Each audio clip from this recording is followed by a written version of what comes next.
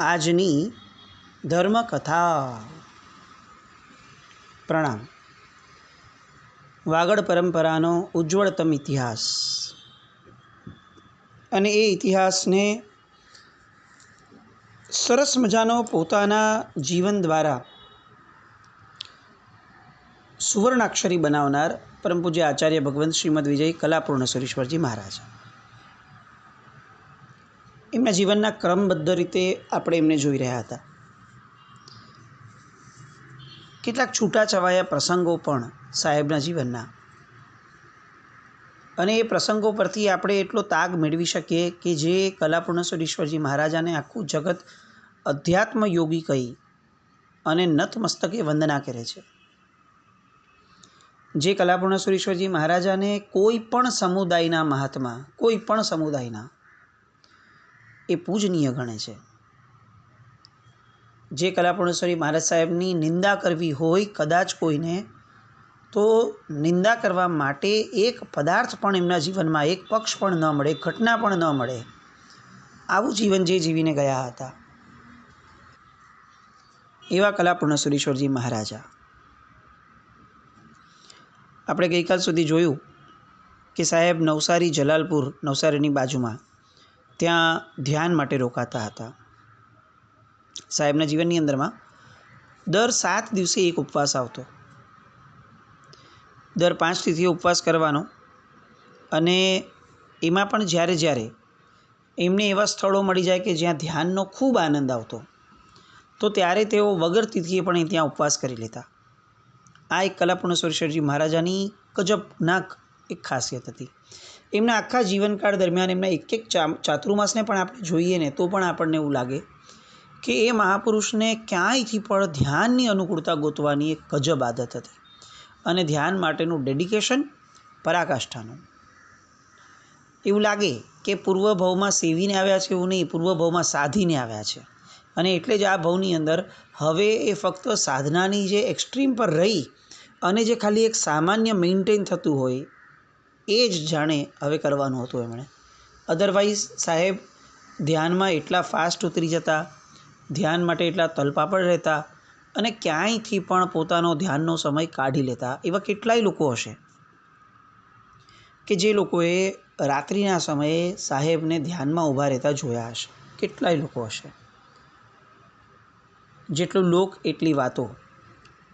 લોકોને અલગ અલગ ચિક્કાર અનુભવો થયા હશે. ક્યાંક કોઈકે પૂજ્ય કલાપૂર્ણ સુરેશ્વરજી મહારાજાને રાત્રિના સમયે અડગ રીતે ધ્યાનમાં ઊભા રહેતા જોઈ, અને આજુબાજુ સફેદ આખી પુંજની ધારા જોઈ છે. કેટલાક લોકોએ જમીનથી અદ્ધર પણ સાહેબને જોયા છે. કેટલાક લોકોએ સાહેબને રીતસર ઊભા હોય ધ્યાનમાં, એ સમયે આજુબાજુથી સેવા કરવા માટે જાણે કોઈ તત્વો આનંદિત, પ્રમોદિત થઈ રહ્યા હોય એવું ભક્તિમય વાતાવરણ પણ જોયું છે. કલાપૂર્ણ સુરેશ્વરજી મહારાજા, એમના ધ્યાનની જે કક્ષા હતી એ કક્ષાઓને આંબવી તો મુશ્કેલ છે, એ કક્ષાઓને સમજવી પણ મુશ્કેલ છે. સાહેબના જીવનના કેટલાક પ્રસંગોમાં દેવેન્દ્ર સુરેશ્વરજી મહારાજાની એમણે કરેલી સેવા એ એક બહુ જબરદસ્ત ભાગ હતો. કનકસુરી દાદા કાળ કરી ગયા પછીથી જ્યારે દેવેન્દ્રસુરી મહારાજ સાહેબે ખાસ કીધું કે કલાપૂર્ણ વિજયજીને મારી સાથે મોકલો, ત્યારે પોતાને ધ્યાનની અથાગ લગ્ની હોવા છતાં આચાર્ય ભગવંત દેવેન્દ્ર સુરેશ્વરજી મહારાજાએ કીધું છે એટલે એ સાથે રહ્યા હતા. અને એ પછીથી એમણે એટલી સરસ રીતે એમની સેવનાઓ કરી છે. એમની પાછળથી જ્યારે તબિયત નબળી થઈ એ સમયે સાહેબને છોડવા માટે તૈયાર ન હતા, અને જ્યારે દેવેન્દ્રસુરી મહારાજ સાહેબે આજ્ઞા કરી તો એક સેકન્ડ માટે વિચારવા પણ તૈયાર ન હતા. ક્ષેત્રો વાગડના સાચવવા એ આ વાગડ પરંપરા માટે બહુ મોટી ઘટના રહેતી. આપણને લાગે કે કેટલા સહજપણે આ લોકોએ આટલા ઠાણા છે તો આ ચાતુર્માસો સંભાળી લીધા હશે, પણ એવી કેટલી બધી પરિસ્થિતિઓ હતી કે જે પરિસ્થિતિમાં છૂટા થવું અશક્ય હોવા છતાં ફક્ત વાગડનો આપણો જે પંથક છે એના ક્ષેત્રો સચવાઈ જાય એ માટે મહાપુરુષોએ પોતાની કેટલીય માનસિક પરિસ્થિતિઓને સાઈડ ટ્રેક કરીને પણ ચોમાસાઓ સાચવ્યા છે. સાહેબના જીવનની અંદરમાં કંચન વિજયજી મહારાજ સાહેબ, એમનો કાળધર્મ પણ એમણે સહન કર્યો અને સ્વીકાર્યો. કંચન વિજયજી મહારાજ સાહેબ, એમના ગુરુદેવ, એ કારતક વદ બીજના દિવસે ઈસવીસન 1971-72 અને વિક્રમ સંવત 2028માં કાળધર્મ પામ્યા. એમના કાળધર્મ પહેલાં આ કંચન વિજયજી મહારાજ સાહેબ પોતે જ્યોતિષના વિજ્ઞાનમાં બહુ જ માસ્ટર હતા, બહુ જ્ઞાન સારું અને બહુ પ્રિસાઇઝ, કારણ કે પવિત્ર મહાપુરુષ હતા એકદમ. એટલે એ મહાપુરુષે પોતાનો અંતકાળ એમને નજીક જાણ્યો પોતે, અને એટલે એમણે છેવટે 16 ઉપવાસના પચ્ચખાણ કર્યા પોતે જ.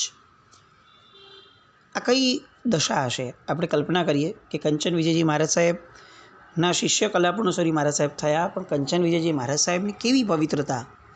પોતે જ પોતાનો મૃત્યુ સમય જાણ્યો, જાણ્યા પછીથી 16 ઉપવાસના પચખાણ 16 એક સાથે, અને એમાંના 11મા ઉપવાસે સાહેબ કાળધર્મ પામ્યા.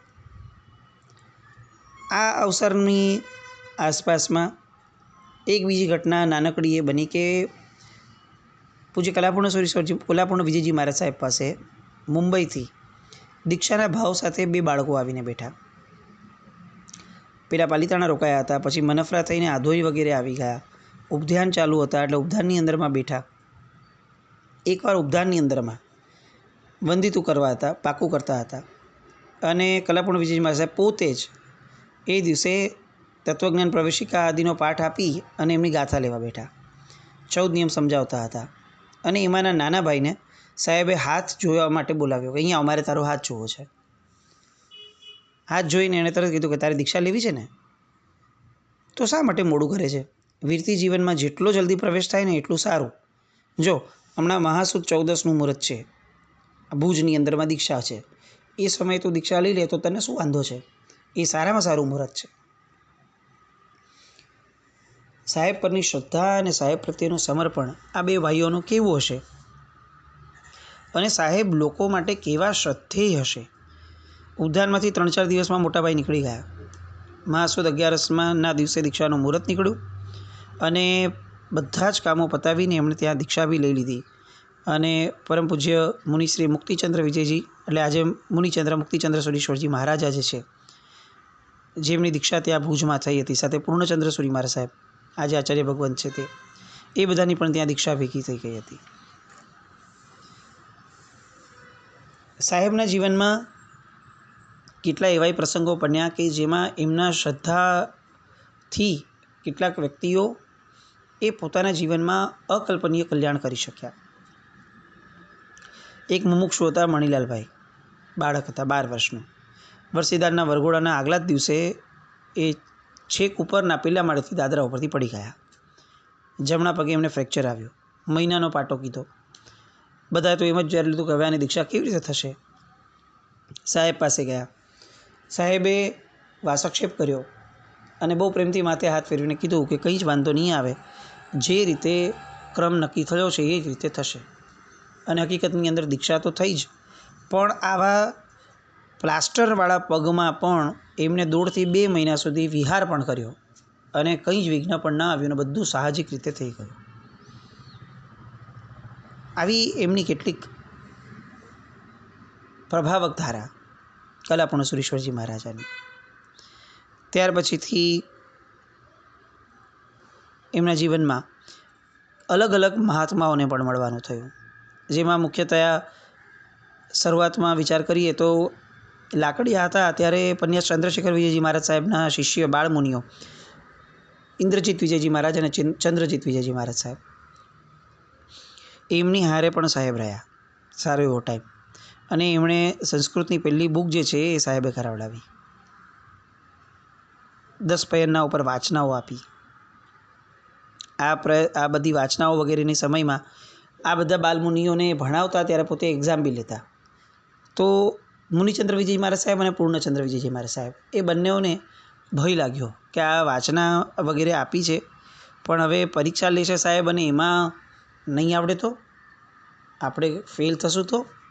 અને આ વિચારના કારણે બાલમુનિ હતા એટલે જઈ અને રૂમમાં સાહેબે જે પ્રશ્નપત્ર રેડી કર્યું હતું એ પ્રશ્ન જઈ અને ત્યાંથી પ્રશ્નપત્ર લઈ આવ્યા, અને પ્રશ્નપત્ર લઈ અને પછીથી પોતે એમાંથી કોપી કરવાનું શરૂ કર્યું.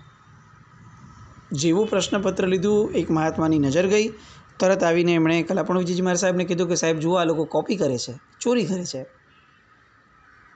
બંને બાલમુનિઓના મનમાં સખત ફફડાટ. હવે શું થશે? સાહેબ છોડશે નહીં.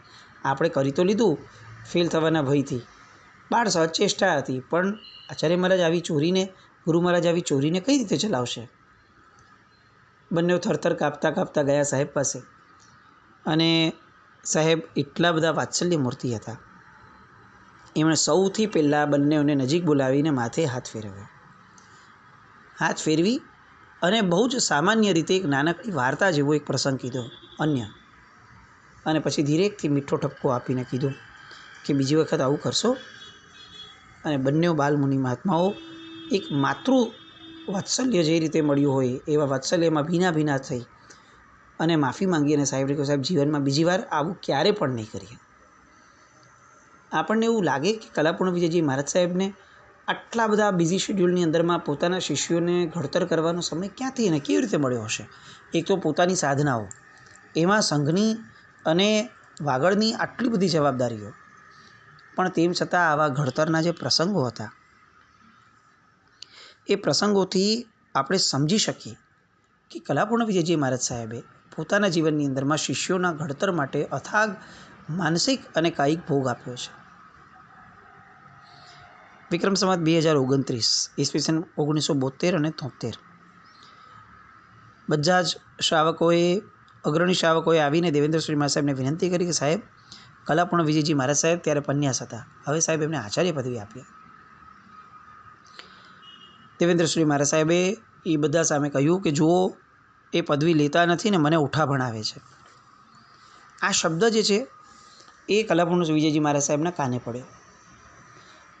દેવેન્દ્રશ્રી મહારાજ સાહેબની વાત ખોટી ન હતી, પણ આ નિસ્પૃહતા હતી કે જેના કારણે તેઓ પદવીનો આગ્રહ નહોતા રાખતા અને પદવી સામે ચડીને મળે તો પણ સ્વીકારવા તૈયાર ન હતા. પણ દેવેન્દ્રશ્રી મહારાજ સાહેબને આવો ભાવ થયો છે મારી માટે, અને એમણે હાથ જોડી તરત જ સાહેબને કહ્યું, સાહેબ આપ જે આજ્ઞા કરો એ મને તો હતી છે. અને આમ કરતાં આચાર્ય પદવીનો પ્રસંગ થયો. માલશી મેઘજી, હિરીજી પ્રેમજી, હરકચંદ વાઘજી, આધોઈવાળા, આ બધાએ કામડી બોરાવાનો ચડાવો લઈ અને એ સમયે ભદ્રેશ્વર તીર્થની અંદર આચાર્ય પદવીના પ્રસંગને 4 ચાંદ લગાવડાવ્યા. આ પ્રસંગની અંદરમાં અમરેન્દ્ર વિજયજી મહારાજ અને બંધુ ત્રિપોટી તિથલવાળા, મુનિચંદ્ર મહારાજ સાહેબ, કીર્તિચંદ્ર મહારાજ સાહેબ અને જીનચંદ્ર વિજયજી મહારાજ સાહેબ, એ ત્રણેય ત્યાં હાજર હતા. અને બધાએ સાહેબ સાથે જે સમય વાગોડ્યો, ચાતુર્માસ આખું કર્યું હતું, એ બધી વાતો એ આચાર્ય પદવીના પ્રસંગની અંદરમાં લઈ અને સાહેબને એટલા બધા બિરદાવ્યા. તિથ્થૈ રસમો સુરી, આ શબ્દ જે છે એ સાહેબમાં સંપૂર્ણપણે ઘટી શકે છે એવી સરસ મજાની વાતો એમણે કરી. આચાર્ય પદવીના પ્રસંગ ઉપર કલાપૂર્ણ સુરેશ્વરજી મહારાજાએ જ્યારે પ્રવચન શરૂ કર્યું ત્યારે સૌ પ્રથમ તો ખાસું એવું રડ્યા, અને એમણે એમ કીધું કે નાના બાળક ઉપર બહુ જ મોટો ભાર આ શ્રી સંઘે મૂક્યો છે, એટલે આ વહન કરવાની શક્તિ મને પ્રભુ કૃપાએ મળો. ચતુર્વિધ સંઘ મને અક્ષત વગેરેના દ્વારા એવો આશીર્વાદનો એવો ધોધ વરસાવે શુભેચ્છાઓનો કે આ બધું જોતાં જોતાં, આ બધું ગ્રહણ કરતાં કરતાં મારા જીવનની અંદરમાં હું આ પદને યોગ્ય જીવન જીવી શકું. કેવી લઘુતા, કેવા સુંદર મજાના ભાવો સાહેબના. અને ત્યારે પૂજ્ય દેવેન્દ્ર સુરીશ્વરજી મહારાજાએ પાઠ પરથી નીચે ઉતરી અને કલાપૂર્ણ સુરેશ્વરજી મહારાજા નૂતન આચાર્ય ભગવંતને વંદન કર્યા. આ દ્રશ્ય જે હતું અદ્ભુત અને અલૌકિક દ્રશ્ય. આટલા મોટા ગુરુ ગચ્છનાયક પોતે એક શિષ્યને, એક પોતાથી નાના પર્યાયના એવા એક મુનિ ભગવંતને વંદન કરે છે, કારણ કે હવે આચાર્ય પદને પામ્યા છે. આ એક જૈન શાસનની આગવી પરંપરા, દરેક જગ્યાએ જોવા મળતી આચાર્ય પદવીની, પણ એક ગજબનાક ઉત્તમ પરંપરા. ત્યાર પછીથી સાહેબના આગળ વિહારના ક્રમની અંદરમાં ફરી કેટલીક દીક્ષા ફતેહગઢની અંદર પણ થઈ. વચ્ચે જ્યારે કચ્છમાં હતા એ સમયે રાધનપુરમાં સાહેબ ગયા હતા, ત્યારે 3 થોઈના આચાર્ય ભગવંત, જે એ સમયે મુનિ જયંત વિજયજી મહારાજ સાહેબ હતા, અને વિદ્યાચંદ્ર સુરીજી મહારાજ તેઓ ખાસ સાહેબને મળવા માટે ગયા હતા. સાહેબ હારે રોકાયા અને જે રોકાયા એ સમયની અંદરમાં પોતે જાણે એક બ્રહ્મ તત્વને જોયું હોય એવા કેટલાક ઉદ્ગારો જાહેર પ્રવચનની અંદરમાં પોતે આપ્યા કે આમની સાથેનો સમય એ કદાચ પોતાની સાથેના સમય કરતાં પણ વધુ ઉપયોગી અમને બન્યો. આવા સરસ શબ્દો એ 3 થોઈના મહાપુરુષો એમણે પણ સાહેબ માટે આખું મૂક્યું. આ જ ચાતુર્માસની અંદરમાં પૂજ્ય દેવેન્દ્ર સુરી મહારાજ સાહેબ એમના કાળધર્મના સમાચાર પણ સાહેબ પાસે આવ્યા. સાહેબને ખૂબ દુઃખ થયું અને પોતે રાધનપુર હતા એ સમયે, એટલે ત્યાંથી જઈ તો ન શક્યા, પરંતુ એમના ગુણાનુવાદ એ સરસ મજાના સાહેબે ત્યાં લીધા. ત્યાર પછી ફરી પાછા સાહેબ બચાવના રસ્તેથી માનફરા આદિ કચ્છ આવ્યા અને ભદ્રેશ્વરની અંદરમાં તીર્થમાળ થઈ. એ જમાનામાં એટલે કે આ વાત છે વિક્રમ સંવત 2030 1973-74 આ જમાનાની અંદરમાં 300થી વધારે આરાધકમાં 175 જેટલી માળ અને પહેલી માળનો ચડાવો 1,11,111માં ગયો હતો. 73-74ના સાહેબના પ્રભાવે કેટલાય મહાત્માઓ, કેટલાય શ્રાવકો એ જાણે પોતાનું સર્વસ્વ સમર્પણ કરવા માટે જ સર્જાયા હોય એટલી શ્રદ્ધા સાહેબ પર લઈને બેઠા હતા. એ અરસાની અંદરમાં 2 સાધ્વીજી ભગવંતનો કાળધર્મ એક્સિડન્ટથી થયો બચાવ જતા ચિત્રોડ પાસે. આ સાંભળતા સાહેબનું હૃદય એકદમ કરુણાર્દ્ર થયું. વિશેષપણે પોતે વિહાર કરીને એ એક્સિડન્ટની ભૂમિએ ગયા, ત્યાં બધું જોયું, સમજ્યું અને રીતસર સાહેબ એકદમ ત્યાં બેસી ગયા સ્તબ્ધ થઈને અને રડવા જેવા થઈ ગયા. બધા જ મહાત્માને બોલાવ્યા અને ખાસ સમજાવ્યું કે જુઓ એક્સિડન્ટ કેવી રીતે થાય છે. એક આખો લાઈવ ડેમો સાહેબે બતાવડાવ્યો, કેવી સાવધાની રાખવી જોઈએ એનું માર્ગદર્શન આપ્યું. એમના સાધ્વીજી ભગવંતો કાળધર્મ પામી ગયા એ પ્રસંગને પામીને એ ફક્ત એવું સ્વીકારીને ન બેસી રહ્યા કે હવે શું થાય, ઈશ્વરની જેવી ઈચ્છા.